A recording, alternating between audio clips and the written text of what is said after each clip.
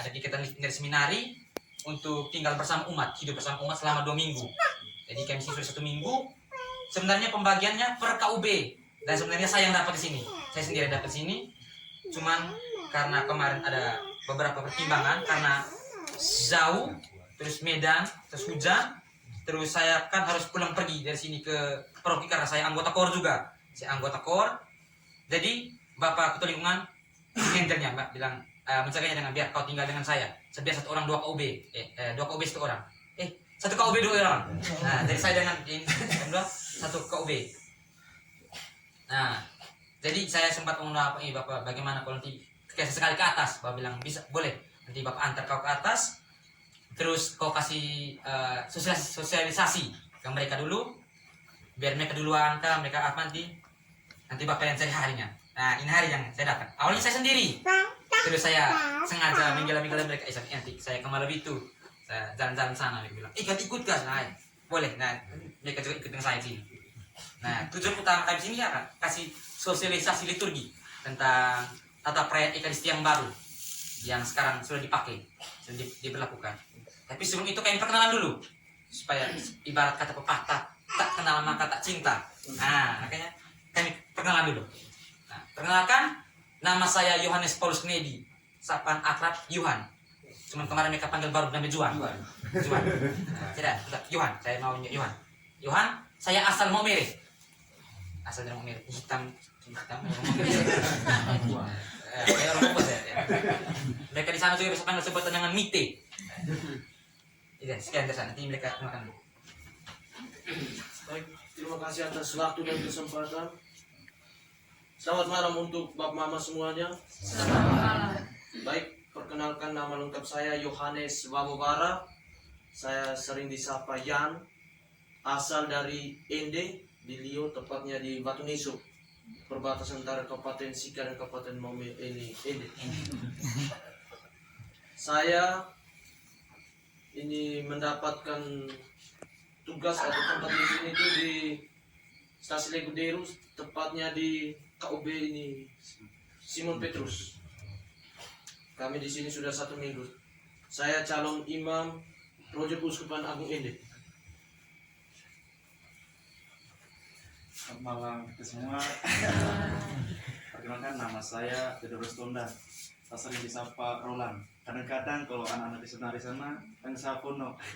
Saya kurang tahu panggil kenapa Fono. Itu kan nama sapaan orang, bukan paham ya, orang Jawa sini. Tapi katanya orang Murai bilang ada teman di sana yang mirip saya. Aku turunan juga mungkin. Saya dari Ende. Kalau di sini saya gimana Bali di Melukai.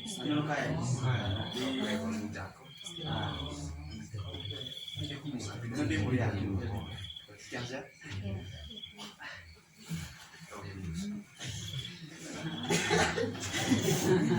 Selamat malam untuk kita semua. Perkenalkan, nama lengkap saya Yohanes Tenggedu, biasa dipanggil Rinto. Asal dari Ende, tepatnya di Nangapenda. Saya di sini tinggal di KUB Santo Benedictus. Saya calon imam Ordo Karmel. Terima kasih. Baik, selamat malam Bapak Mama sekalian.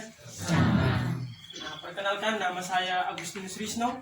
Saya disapa Gusti, kalau di teman-teman di seminari disapa Gocek. Saya tahu asal kata dari mana. Saya asli orang Maumere. Saya tinggal di 1 KUB dengan dia, di KUB Yohanes Kumandi. Saya melamar ke Ordo Karmel. Sekian dan terima kasih. Kirain gitu, sekian kenalan dari kami ya. Oh iya, saya juga lupa. Dia juga ke Ordo Karmel, saya juga ke Ordo Karmel juga. Kami rata ke Ordo Karmel semua. Ya, ini dibuang. Dia sendiri yang ke Proje itu. Nah.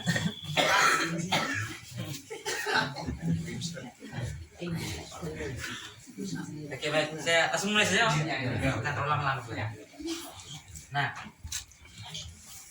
kita pasti sering ikut misa. Nah, ikut misa itu kan Ini kita biasa ngomongkan misa, pergi misa. Nah, misa itu tuh bahasa lainnya ekaristi. Bahasa lainnya ekaristi liturgi. Nah, itu yang kalian mau asosiasi tentang liturgi. Pasti, Pak Mama, liturgi. Apa lagi ini? Apa sebenarnya? Nah, liturgi itu artinya misa tadi. Cuma bolak-balik. Nah, dalam kehidupan sehari-hari kita sering menjumpai liturgi. Ini gimana ini ketemu? Tidak pernah tuh? Pasti heran juga. Itu bisa dalam latihan kor, jadi petugas liturgi, misdinar, lektor, pemazmur, peralatan-peralatan misa, orang yang dirijen, pemain musik, pokoknya semua yang berkaitan gereja itu liturgi. Secara umum itu disebut liturgi. Tapi liturgi bukan sekadar hal-hal yang sudah saya sebutkan tadi. Nah, kalau begitu liturgi itu sebenarnya apa? Itu pertanyaannya. Nah, liturgi adalah tindakan gereja. Yesus sebagai kepala gereja dan kita umatnya sebagai dia punya umat. Kalau di sini tulis tubuh mistik Kristus. Yesus kepala, kita dia punya anggota-anggotanya. Anggota tidak bisa gerak kalau tidak ada otak, tidak ada kepala. Kalau kepala sepuluh, semua tidak bisa gerak. Nah, Yesus itu kepalanya. Yesus menggerakkan kita sebagai dia punya anggota dalam liturgi tadi. Liturgi. Siapa itu? Kalau gitu pertanyaan lanjutannya, siapa yang pemeran utama dalam liturgi? Pasti dalam pikiran pertama itu imam pemeran utamanya. Imam itu adalah Kristus yang lain. Jadi pemeran utama dalam liturgi adalah Yesus Kristus, bukan imam. Imam itu hanya Kristus yang lain. Kristus dalam kehidupan nyata. Jadi pemeran utama dalam liturgi adalah Kristus, adalah Yesus Kristus. Yesus Kristus adalah kepala gereja, adalah pelaku utama dalam setiap tindakan liturgi, dan dalam tindakan itu melibatkan kita semua sebagai umatnya, sebagai anak-anaknya. Jadi liturgi itu bukan semata-mata bukan kegiatan kita manusia, bukan kita ke gereja ini karena kita ketemu sama-sama manusia, bukan. Itu tindakannya Yesus. Bukan kegiatan sana anggota kor lah, itu tindakannya mereka lektor, misdinar, bukan. Tindakan itu bukan. Itu tindakan kita bersama. Tubuh harus bekerja sama, kepala, badan semua harus bekerja sama.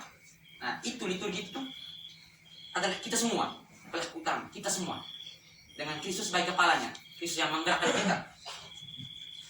Nah, dalam rupa apakah Yesus dikatakan sebagai pelaku utama dalam liturgi? Ya, Yesus ini kita katakan sebagai apa dia pelaku utama? Kita bisa lihat dia sebagai apa? Yang pertama itu dalam diri imam tadi. Dalam diri imam. Yang kedua dalam rupanya sabdanya. Kalau dalam imam itu sabdanya. Sabda itu adalah Yesus juga. Yesus yang bersabda di situ. Sabda yang menjadi manusia. Yang ketiga dalam rupa tubuh dan darahnya. Hosti dan anggur. Itu Yesus. Yesus yang ada di situ. Yang keempat tuh dalam diri kita semua, umat yang berkumpul untuk ke gereja. Yang itu disebut dengan persekutuan. Kita semua ini satu. Dalam misa itu kita semua satu. Tidak terpecah-pecah. Kita satu tubuh. Beda saya omong tadi, kepala dan anggota tubuh. Satu liturgi.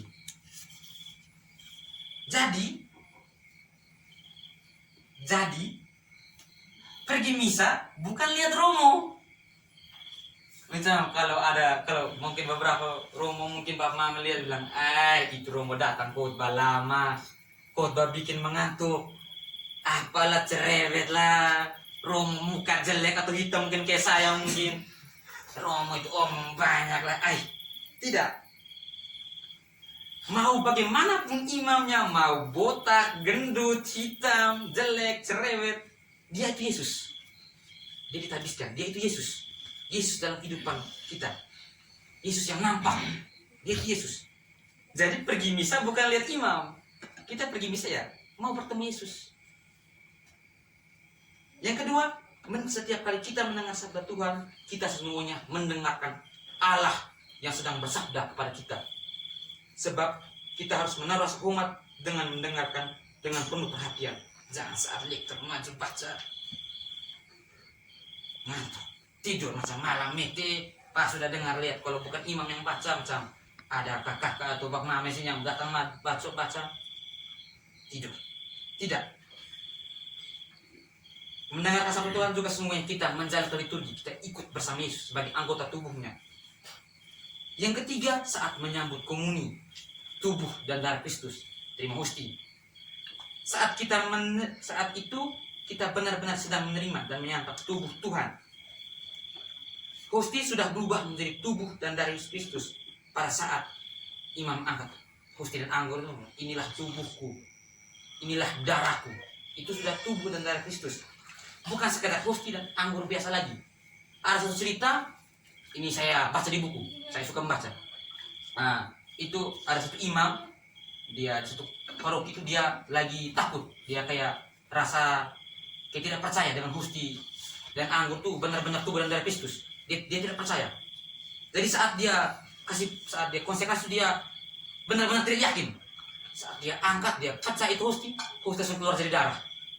Itu kejadian benar-benar terjadi. Kalau Bapak tidak percaya, saya nanti mukjizat Ekaristi. Itu dia pecah, saat dia pecah itu darah, dia kaget. Langsung saat itu dia keluar dari tempat itu tuh. Itu hosti langsung, pokoknya darah bercucur terus ke bawah. Nah setelah itu mereka hubungi ke uskupnya langsung datang, cek benar. Setelah mereka cek itu hosti saat datang tuh katanya sudah berubah jadi daging. Katanya sudah berubah jadi daging. Saat dicek, benar ini daging manusia dengan jenis golongan darah AB. Baru saat mereka datang bilang masih segar sekali dagingnya, kayak daging yang baru dari dalam tubuh manusia tuh. Jadi itu mukjizat. Saat dia benar-benar tidak percaya, jadi memang benar itu hosti dan anggur itu sangat-sangat kudus, sangat-sangat kudus. Ada kejadian lagi tuh, ada mama dukun satu, dia katanya mau jadikan hosti itu obat, katanya hosti kan kudus tuh, jadi mau jadikan itu obat, dia goreng hosti yang dalam sakristi itu, dalam tuh, dia datang curi, dia goreng. Setelah dia goreng tuh darah tidak pernah habis keluar dari itu panci. Itu kamu tuh langsung lari dan bunuh diri karena takut. Nah, yang keempat, saat kita berhimpun atas nama Tuhan sebagai anggota gereja, kita berdoa, mendengarkan sabda Tuhan, menyantap tubuh Yesus Kristus. Itu sesungguhnya kita sudah dalam persekutuan, sudah menjalankan liturgi ini. Persekutuan tuh macam yang ke gereja berdoa tuh beda dengan kita duduk minum moke lah duduk senang-senang nongkrong, itu beda sekali. Ini lebih sakral, bisa dikatakan sakral. Jadi saya omong panjang lebar ini tujuannya sebenarnya apa liturgi? Tujuan apa ini ngomong dari umum aja. Nah, tujuan yang pertama itu kita memuliakan Allah. Kita datang ke gereja untuk memuliakan Allah. Supaya apa kita memuliakan Allah? Supaya Allah kembali menguruskan kita. Jadi ada hubungan, kita ada dengan Tuhan, ada hubungan dekat sekali. Kalau kita dengan agama-agama lain, misalkan saudara kita di Islam tuh, mereka menyebutnya Tuhan Allah, tapi kita apa? Bapa. Berarti itu sudah agak beda tuh. Kalau Allah itu berarti dia tinggi sekali, jauh. Kalau Bapa, saya panggil ini Bapa, berarti dekat, ada hubungan, sangat dekat. Nah, jadi tujuan kita berliturgi bukan sekedar menunjukkan kehebatan kita, mempertontonkan kebolehan kita membaca, berdoa atau bernyanyi, bukan. Seringkali orang saat ikut misa bukan datang untuk memuji Tuhan dan memohon Allah untuk menguruskan, tapi justru mencari pengakuan atas dirinya. Misalnya mengharapkan tepukan tangan setelah kor, datang ganteng-ganteng ke sana bukan misa buat foto. Nah, foto profil lah, WA itu ngeri sekali. Memamerkan busana, perhiasan baru. Dalam kasus ini nih, tujuan orang berliturgi bukan lagi untuk memuji Allah, mereka untuk mencari diri sendiri, mencari pengakuan. Nah, tidak jarang di tempat tuh ada umat yang kalau bernyanyi, ketika imam tidak ucap terima kasih, imam tidak macam setelah imam tidak suruh minta tepuk tangan, kasih tepuk tangan tuh orang kecewa. Itu dong tidak puji saya, tidak puji perempuan. Itu kadang begitu. Orang seperti ini sebenarnya sedang mencari. Nah, orang seperti itu bilang, ini Romo tidak puji saya punya kor, kayak punya kelompok kor ini. Itu sebenarnya sedang mencari diri sendiri, sedang mencari kebolehan. Jadi mereka menggunakan liturgi hanya untuk supaya orang mengakui, wah ini mereka punya KUB ini hebat. Tidak begitu. Nah, pertanyaan berikutnya lagi, sesungguhnya apa yang kita rayakan dalam misa, dalam berliturgi itu kita sedang merayakan apa? Jika tadi saya omong liturgi itu tindakan Yesus, jadi tujuan sesungguhnya kita merayakan, kita memuliakan Tuhan, memuliakan Allah, memuliakan Allah. Nah, liturgi itu juga punya sifat, kayak kita kenal beberapa mungkin sifatnya mungkin bagaimana kita kenal. Liturgi misa juga punya sifat. Dia juga ada sifat-sifatnya yang harus kita kenal. Kalau kenal maka sayang, kalau kenal maka ikut. Nah, sifat yang pertama itu bersama. Sifat yang pertama bersama. Perayaan liturgi adalah perayaan bersama Kristus bersama umatnya, gerejanya. Kita umat Katolik itu disebut gereja. Gereja itu bukan cuma tempat. Gereja itu kita. Itu umat persekutuan umat Katolik namanya gereja. Kalau misalkan nanti Bang Mama lihat kalau ada tulisan, kalau G, huruf G kecil itu tempat, gerejanya tempat. Tapi G yang huruf G-nya besar itu artinya persekutuan umat. Itu lebih mengarah pada kita semua. Itu kita sebut gereja. Nah, jadi liturgi bukan perayaan manusia belaka atau perayaan seorang imam, sementara umat hanya ikut, datang, duduk, diam, pulang. Imam, Yesus, dan kita umatnya sama-sama merayakan liturgi. Yang kedua, aktif dan berpartisipasi. Maksudnya apa? Ya, pergi gereja jangan kosong-kosong saja. Bawa ada bakti. Jangan kosong-kosong. Supaya apa? Supaya kalau macam kayak kalau ada bakti kan orang kadang sekarang kan saya sebut dengan nomor lagu tuh, misalkan saya sebut nomor lagu. Nah, itu tujuannya supaya kita sama-sama bernyanyi, berpartisipasi dalam liturgi. Ikut sama-sama. Karena ini perayaan kita. Kita punya perayaan. Maka anggota kor juga jangan ambil lagu-lagu yang susah. Model kayak kami kemarin itu susah juga itu tuh, lagu yang handle itu susah juga. Dan umat terkesan dengar ya, tidak ikut. Kalau umat yang tahu ya ikut nyanyi. Kalau tidak ya diam. Ada kan pakai bahasa Inggris dari kemarin, bahasa luar itu berat juga itu tuh.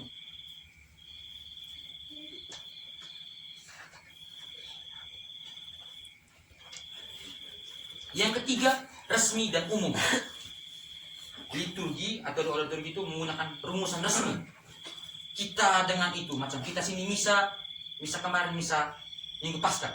Kita sini misa Minggu Paskah, bacaan hari ini tuh sama dengan yang di Roma. Yang di Roma sampai mau dimanapun kita pergi misa sama. Tidak ada yang beda. Itu sering dari saya punya bapak seram dulu waktu SMA, saya kan tinggal di asrama dulu. Itu dia bilang kita mau masuk gereja yang manakah, itu intinya nama gereja Katolik itu misa sama, cuman beda cuma bahasa, bacaan sama, mazmur sama, tidak ada yang beda. Pernah sekali saya ikut teman dia agama Kristen Protestan. Nah itu saya masuk, wah, bacaan di sini lain, gereja sana lain. Pokoknya mereka beda-beda, tidak kayak kita. Kita itu satu kita sama-sama. Mau di sana Roma mau misa jam 7 pagi kah, kita di sini jam 12 malam sama itu. Sama dia punya rumusan, dia punya bacaan, mazmur, semua sama. Dan itu mereka menggunakan rumusan yang TPE tadi, tata per-ekaristi. Sama. Ini karena di Roma sana sudah pakai TPE baru, TPE yang baru, jadi supaya sama, kita juga pakai TPE yang baru. Tentang ini, liturgi yang baru, cara berliturgi yang baru. Terus liturgi itu juga tidak semua doa itu bisa disebut liturgi. Tidak semua doa bisa disebut liturgi. Yang termasuk liturgi itu macam perayaan sakramen, macam kita pergi misa itu sakramen ekaristi, penerimaan sakramen tobat, baptis, pokoknya penerimaan sakramen itu disebut liturgi. Yang kedua ibadat harian, ibadat sabda, ibadat rosario itu bisa disebut liturgi. Karena ada pembukaan yang jelas, ada Tuhan kasih saya mengaku itu liturgi. Ada pengakuan dosa, ada pernyataan doa, itu liturgi. Macam ibadat, kalau kami di sini tuh ada ibadat harian. Nah itu kami berliturgi setiap hari, setiap jam, setiap jam juga, pagi, siang, sore, malam. Nah itu kami berliturgi. Jadi sebenarnya kalau yang saya pernah baca itu doa seluruh umat gereja. Tapi kan tidak mungkin kalau kita setiap hari pergi berliturgi. Jadi yang mewakili seluruh umat gereja itu para biarawan-biarawati. Nah, kami yang mewakili. Habis itu yang paling lebih khususnya lagi itu kaul-kaul kebiaraan, tapi imam macam. Kalau kami yang nanti melamar ke Karmel itu ada namanya kaul. Kaul itu kami janji hidupnya kami. Ada kemiskinan, ketaatan dengan kemurnian. Nah, itu kaul itu. Nanti kami yang mengikrarkannya. Kalau kami yang ke Karmel masih lagi 2 tahun lagi, baru kami mengikrarkan itu kaul. Yang terakhir itu ibarat sah dalam ibarat pemakaman, itu liturgi. Nah, tadi saya kan sempat sebut misa, ekaristi dengan liturgi. Saya sudah sebut liturgi dengan misa. Yang sekarang ekaristi. Perayaan ekaristi adalah kurban pujian dan syukur kepada Allah Bapa, di mana gereja menyatakan terima kasihnya kepada Allah Bapa untuk segala kebaikannya di dalam segala sesuatu, untuk penciptaan, Allah menciptakan bumi, untuk penebusan, dia menyalahkan diri, dan untuk pengudusan kita. Kurban pujian ini kita naikkan dengan berliturgi, berekaristi. Nah, dalam ekaristi itu dibagi dalam 4 bagian: pembuka, sabda, ekaristi, penutup. Ada 4 bagian. Nah, 4 bagian itu aja. Lanjut, mereka yang jelaskan.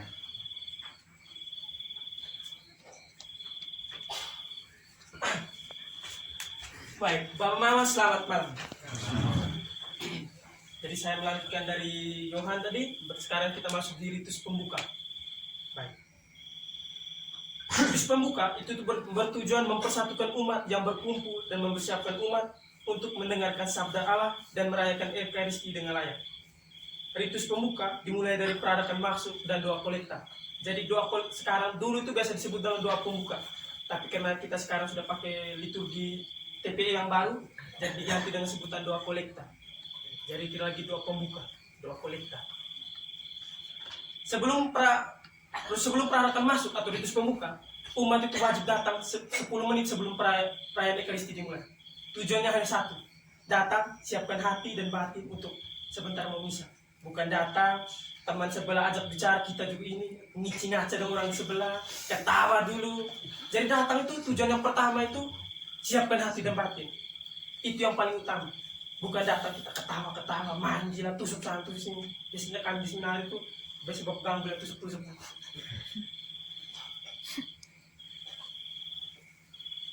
Jika lagu pembuka sudah dinyanyikan, lagu pembuka, Tuhan kasihanilah, kemuliaan, umat semua wajib bernyanyi. Seperti tadi Yohan katakan bahwa liturgi itu semua perayaan yang bersifatnya sama-sama. Jadi bukan hanya imam atau tidak anggota kor yang nyanyi. Kita semua ambil bagian di dalamnya. Jadi anggota kor, mau itu lektor, pemazmur, misdinar, imam termasuk imam sekalipun, dengan kita umat wajib bersama-sama nyanyi. Bukan hanya anggota kor nyanyi, kita duduk dengan begini sebegini. Jadi semuanya ambil bagian.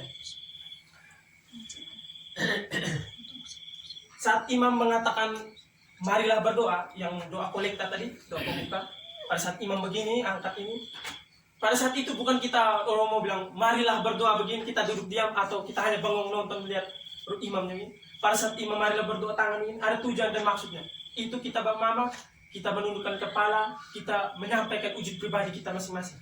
Jadi kita sambil romo ini, maksudnya romo angkat tangan begini, itu menyatukan semua intensi kita tadi. Setelah dia menyatukan begini, dia hening, dia diam segala, itu semua dia sementara berdoa untuk menyampaikan kita punya intensi kepada Tuhan. Jadi ketika Romo bilang marilah berdoa, kita semua menundukkan, menyampaikan keluh kesah kita kepada Tuhan. Jadi sering saya lihat, bukan salah sih, tapi lebih kepada keliru. Bapak mama mereka sering kalau dengar kalau imam sudah begini, bapak mama mereka hanya lihat saja. Itu keliru. Jadi pada malam hari ini saya mau menyampaikan bahwa ketika Romo kalau sudah begini, kita semua umat tunduk atau menyampaikan intensi pribadi kita, bukan tunduk diam, tapi tunduk menyampaikan semua itu kalau kesah kita kepada Tuhan. Tujuan kita datang itu karena itu kita mau berkomunikasi dengan Tuhan.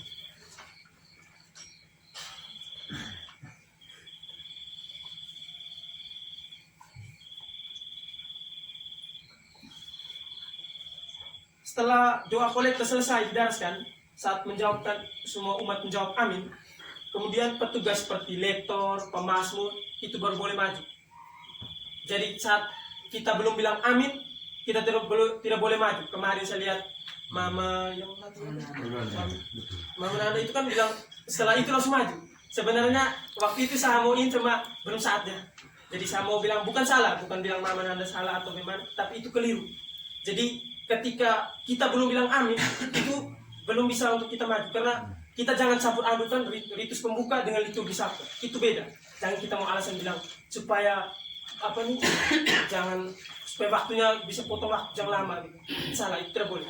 Jadi ketika kita bilang amin, baru kita maju ke sana. Kalau biasanya saya lihat kemarin kan dari samping, dari kita maju tidak perlu lagi sampai depan altar, tapi tidak sampai di samping begitu. Dia ada dua, bisa menunduk tangannya ini ke bawah atau tidak membungkuk seperti ini. Itu antara dua. Setelah itu ke sana tidak perlu lagi hormat di langsung saja, langsung ini.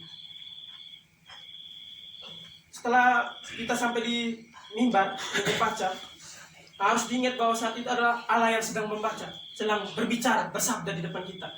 Jadi yang perlu kita perhatikan bahwa saya sering lihat umat biasanya banyak yang bawa Alkitab ke gereja. Jadi kalau mau baca, umat juga tunduk baca. Itu keliru atau salah.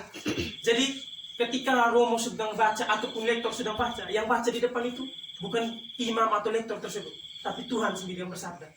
Jadi kita bukan membaca, kita angkat kepala, kita angkat kepala, perhatikan baik-baik. Kita lihat, karena kita bukan tunduk atau ikut membaca juga. Karena kita perlu perhatikan apa yang sedang Tuhan sampaikan. Yang berfirman di depan itu Tuhan, bukan lektor atau imam itu sendiri. Jadi itu yang sedang berfirman itu adalah Tuhan.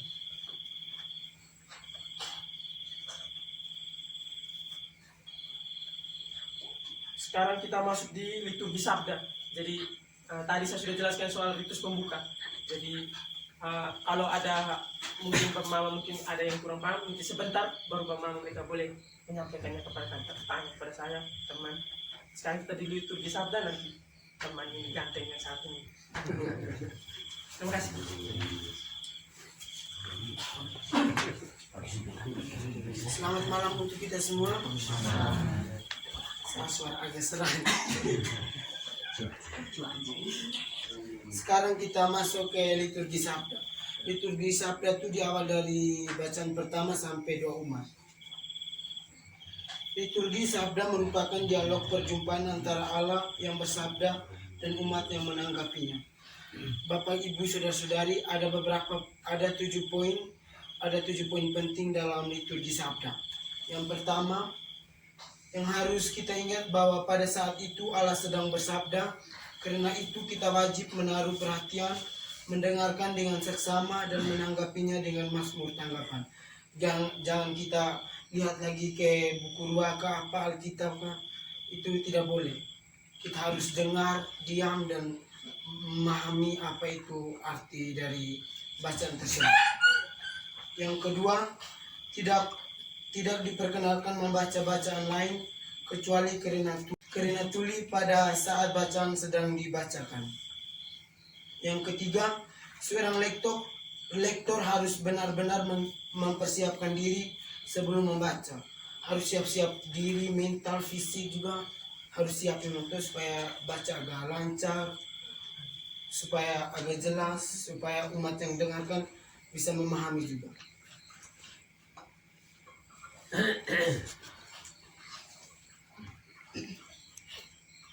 Yang keempat, sebelum membaca lektor atau pemazmur tidak berlutut tetapi hanya mengambil sikap hormat di depan altar dan di mimbar sebelum membaca atau menyanyikan mazmur.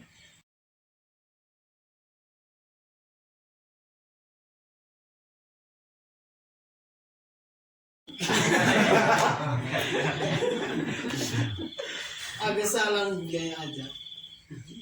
Yang kelima, kata yang benar yang digunakan dalam ibadah sabda itu bacaan, bukan pembacaan.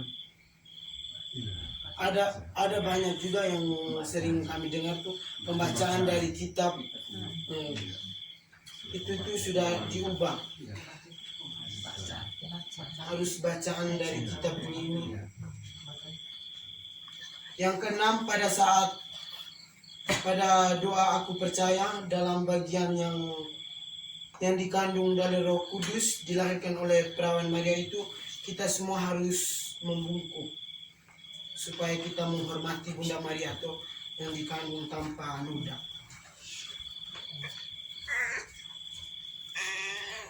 Yang ketujuh, pada saat pembacaan Injil, imam berkata, inilah Injil Yesus Kristus menurut Lukas atau Matius, Markus, Yohanes. Dan umat menjawab, dimuliakanlah Tuhan, sambil membuat tanda salib kecil. Dan dimuliakanlah nama Tuhan di dahi, mulut, dan di hati.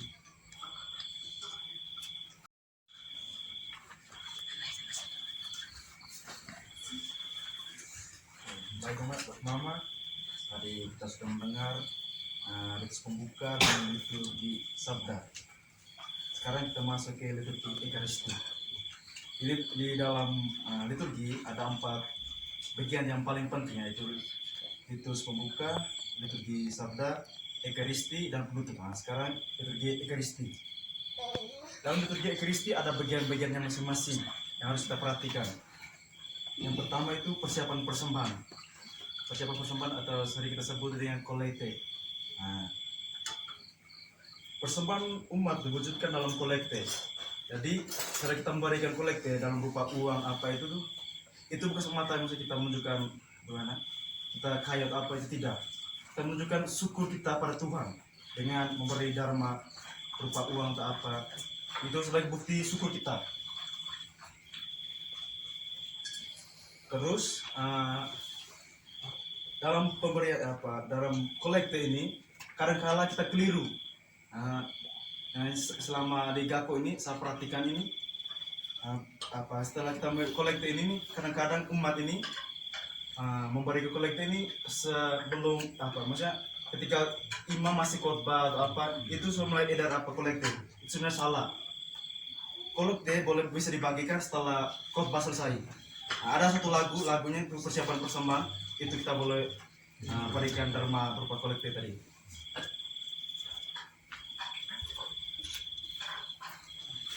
Terus yang kedua itu bagian utama dari kolekte tadi. Bahan utamanya dari persembahan itu adalah roti tak beragi dan anggur. Maksudnya gini, kita persembahan itu tuh roti dan anggur itu sebelum dikonsekrasikan di altar, itu kita persembahkan itu dengan sumbangan dari umat tuh, seperti labu Jepang, beras, telur, itu persembahan. Terus yang ketiga, setiap persiapan persembahan itu Ekaristi itu diawali juga dengan lagu persembahan untuk mengiringi perayaan Ekaristi. Jadi kalau perayaan Ekaristi harusnya dijadikan lagu persembahan, ya. Kita sering-sering buat itu. Terus ini yang keempat nih, setelah imam membawa doa persembahan, misdinar membunyikan lonceng. Ketika imam di atas altar dia berdoa, persiapan persembahan itu ada bagian setelah salib berkata itu misdinar berikan lonceng.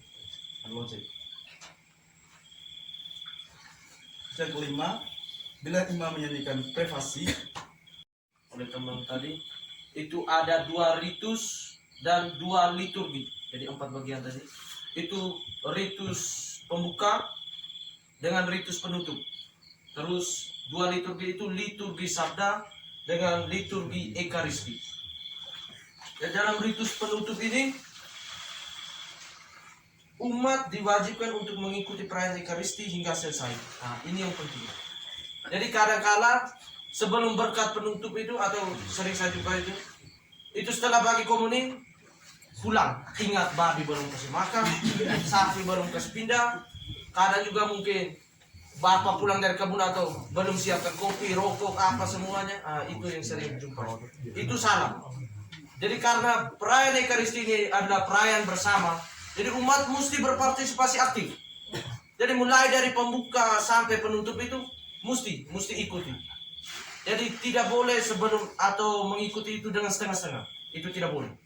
Jadi perayaan Ekaristi itu adalah perayaan bersama, perayaan kita, perayaan umat. Dan tidak boleh ikut setengah-setengah.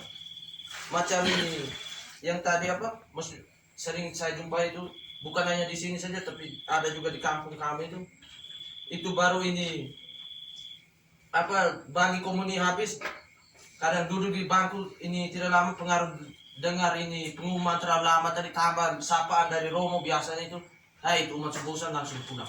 Karena ingat tadi sapi dengan apa segala macam yang belum terselesaikan di rumah pekerjaan. Jadi tidak boleh pulang itu setelah komuni. Mesti berkat penutup dulu.